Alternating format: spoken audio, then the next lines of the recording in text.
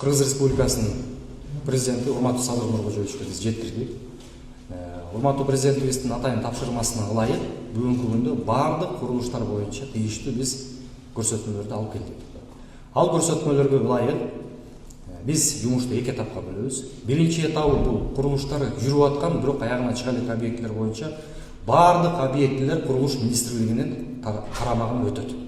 Жана ошол курулуш министрлиги тарабынан бардык иштер аягына чыгарылып, тийиштүү документтердин бардыгы чогултулуп, акча каражаттарын туура сарптоо боюнча дагы биз иштерди алып барабыз.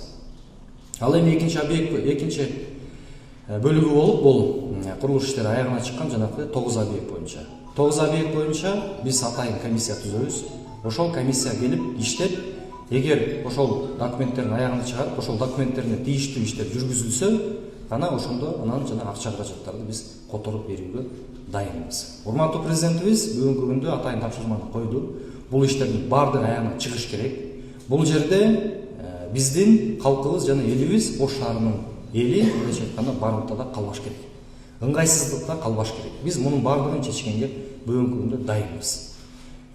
Дагы айта кетчү нерсе, мунун бардыгы эми өз убагында бүтүш керек болчу, бирок тилекке каршы бүтпөй калды. Эми мунун бардыгын эми тыштап койбостон биз мамлекет тарабынан ушул курулуш объектилердин бардыгын биз аягына чыгарганга дайынбыз.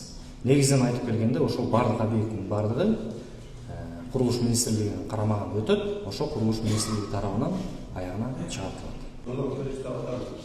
Туура айтты, сөзсүз дагы жүрөбүз, бир дагы мындай көпүрө жолдордо бул иштер токтоп калган жок. Биздин ушу ишкерлерге рахмат. Эми келген күнүн эртесинде суранганбыз, бир дагы улуттук объект токтоп калган көпүрөлөр боюнча, жолдор боюнча ал жерде жүрүп атат. Бирок эми азыр мына мыйзамдуу жолго салып, урматтуу президент Садыр Нуркожоевичтин өзүнүн киргизүүсү менен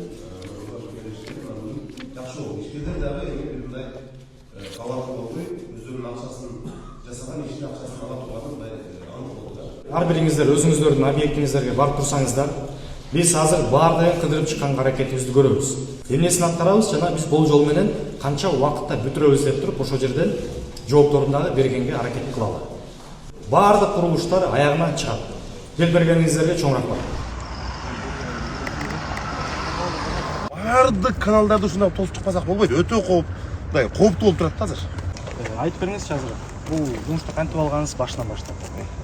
Башында эле бизге озек эле келип эле мурунку укс начальниктери келип ушул иш турат. Азырынча договор болуп бере албайбыз. Озек эле ишти баштап турсаң, параллельно документтерин бүтүп беребиз деди. Анан макул болдум. Өзүнүн каражатынан баштай берди.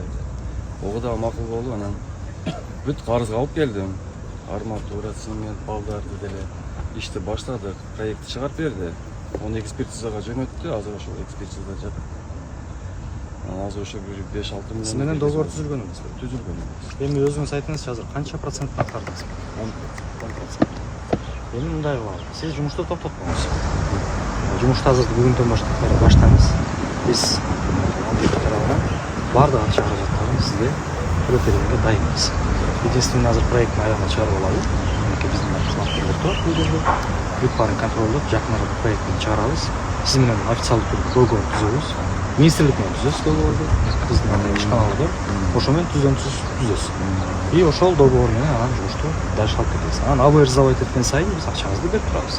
Примерно срок бүтүүнүз канчада бүтүрөсүз? Срок коюлган эмес эле. Эми сиз билесиз объемду.